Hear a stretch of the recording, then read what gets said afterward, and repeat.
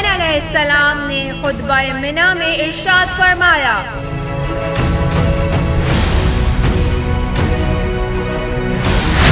ताज्जुब है और क्यों ताज्जुब ना हो, मुल्क एक धोखेबाज सितमगार के हाथ में है। इसकी मालियात ओहदेदार जालिम हैं और सूबों में इसके मुकर्रर करदा गवर्नर मोमिनों के लिए संगदिल और बेरहम है।